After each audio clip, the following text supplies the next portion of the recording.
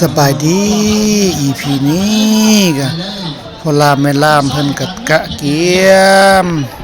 แต่งห้องแต่งหอเอาเจ้าบ่าวเจ้าสาวเข้าห้องเข้าหอมาให้ตามฮีตของประเพณีตามฮีต12ของ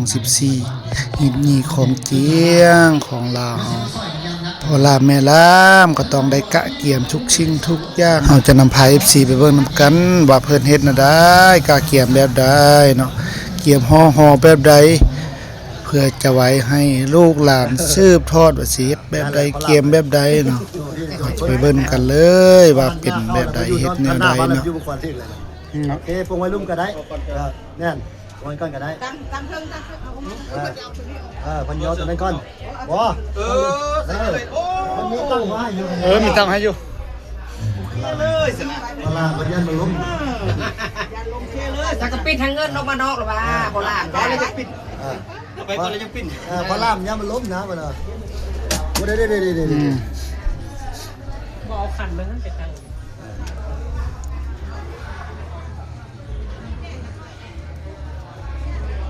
บนโต๊ะไหนเอาไว้ลุ่มหันจะได้คาซิเกิลดีหันจะคาซิเกิลเดียวสิลุ่มโต๊ะแตกนั่นแล้วเอาลงนะกระเทินเอาลงแล้วกระเจ้ากันขึ้นคอนะครับแตกก็หลังจากนั้นแม่ใหญ่ผู้เพิ่นจูงเอาเคยขึ้นเฮือนเพิ่นก็จูงเอาเจ้าบ่าวเจ้าสาวเข้าห้องเข้าหอเพื่อเป็นสิริมงคลแก่คู่สมรสใหม่เพื่อไว้ห้องไว้หอสมมาบุญคุณลูกผัวสมมาที่อยู่ที่นอนตามฮีตตามของประเพณีเฮาจะพาพี่น้องไปเบิ่งนำกันว่าเพิ่นเฮ็ดแนวใดเพื่อจะทอดทอนเป็นบทเรียนเอาในคนต่อหน้าเสียแบบใดเนาะเพื่อเรียนรู้ให้ลูกให้หลานผู้เกิดใหม่ใหญ่ลุ้นขึ้นมาตามหลังจะเฮ็ดแบบใดห้องหอกะแต่งแบบใดเฮ็ดแบบใดพิธีแบบใดนะกลับลง3เทื่อไปมาเฮ็ดแบบใดจากนั้นก่อนอื่นครูบาสาวก็ต้องสมมาเตียงนอนหลังจากสมมาเตียงนอนแล้วเพิ่นก็ยังสิได้สมมาผัวพิธีการเพิ่นเฮ็ดแบบใดเฮาจะไปติดตามกันเลยว่าเพิ่นเฮ็ดจังได๋เจ้าเฮือนเจ้าซานเทพเทวามื้อนี้เลือกดียามดีลูกหลานทั้งสองได้ยกขันขอย่อขันใส่คารวะสมมาขอบุญขอคุณเจ้าเสื้อเจ้าผ้าเจ้าพึ่งเจ้าเทียนเจ้ามุ้งเจ้าหมอนเจ้าที่นอนบอนอยู่เฮือนซานเทพเทวาผู้ปกปักผู้รักษาผู้กุ้มกวมบ้านบ่อนณสถานที่นี้ขอให้ชื่อจำนำไว้ว่าลูกหลานทั้งสองได้แต่งงานอันดีจบครบงามถูกต้องตามฮีตของสองประกาศฮีตผัวของเมียฮีตไผ่ของเขยลูกหลานทั้งสองบ่ได้ลืมซาดบ่ได้พมาทคุณตามฮีตใบหมองตามข้องใบเศร้าฮีตเก้าข้องหลังขอให้พวกท่านทั้งผู้แล้วปล่อยลูกทั้งสองสร้างลุกพุกขึ้นทั้งมีเป็นดีคำคูณก้วงขวงให้พ่อแม่เท่าแก่ตานายเกี่ยวดองทรงสันพึ่งพระอาศัยไปภายเบื้องหน้าคุณก็ฆ่าเทนกราบลง3 เทื่อให้เคยนั่งเทิงมาเนี่ยกราบลง3 เทื่อกราบลง3 เทื่อเคยนั่งข้างพุ่นเคยเป็นดิเนี่ยเป็นเครื่องเคยนั่นงามนอนกาให้เจ้าสาวนอนพุ่นไว้นอนเส้นประตู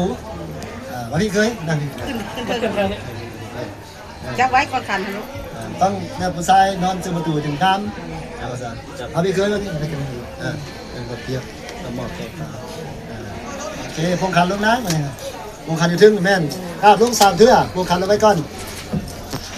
มีผัวกับซ้ำว่ามีพ่อคนนั้นคนนั้นคันได้ผัวดีลง3 เทื่อนะมีเมียเด็กซ้ำมีแม่คันได้เมียดีเนาะเป็นสั้นย่อคันขึ้นนะเคยนมือขึ้นนบมือนบเคยไม่ต้องว่าอย่างเจ้าสาวเว้าในน้ำลูกผัวเอ้ยลูกเมียนี้มีมาแล้วซึ่งขัน5ยกขอย่อไส้ภารวะสมมาต่อลูกต่อผัวนับตัวนี้ไปหน้าที่2คนเฮา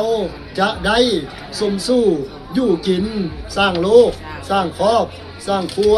เป็นครอบครัวเป็นคู่หัวเป็นผัวเมียอันดีจบครบงามตามฮีตบอยหมองตามคลองบอยเศร้าฮีตเก่าคลองหลังให้ยังคงคำยังคงคูณให้ได้เป็นเมีย1เมียเดียวเมียจบ เมียดีทั้งมีเป็นดีตุ้มลูกตุ้มผัวสืบไปภายเบื้องหน้าคุณเทินยอคันได้เคยครับเคย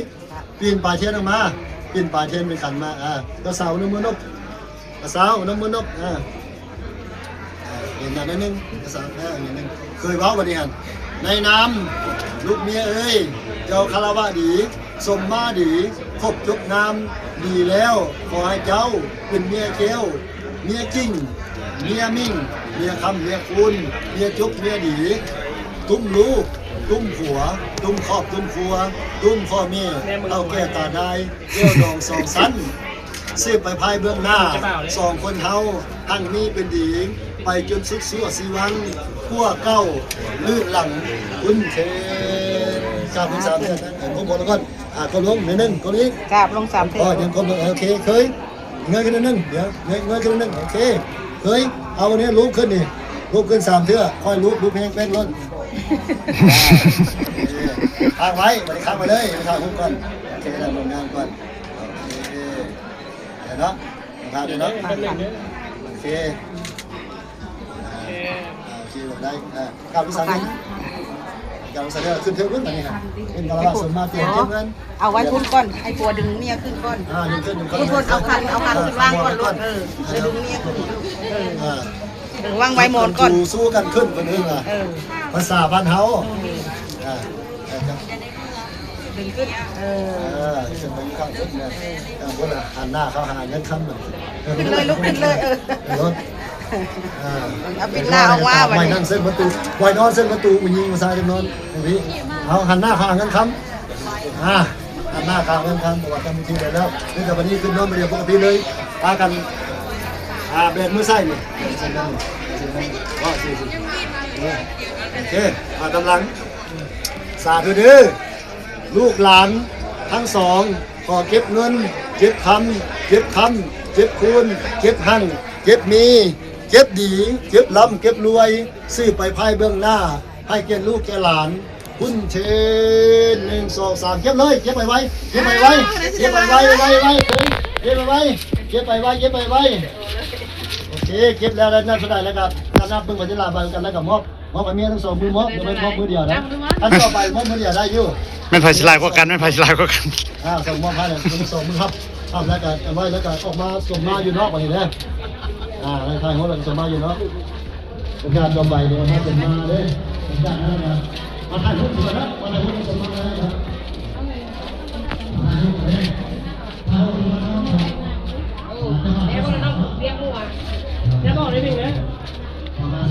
ไม่ไผลายกว่ากันเมียลายก้อนบอกเอามอบสองมือเขาสองมือจอใส่หูถอยยังไปอีกเซอร์ไพรส์ว้าวอันสี่ช่วงเงินก็หมูแห้งเนาะ ใช้ได้ลายกับไพ่เงินนะ ละ58 ใบ เมียลายก้อนหวยยังเป็นหูจะมาจะโหกันไปเลยแล้ววันน้อยมันกับบริเวณแตกต่างจากสีสุดเลยเนาะตรงปืนเลยไม่เห็นทุกคนเห็น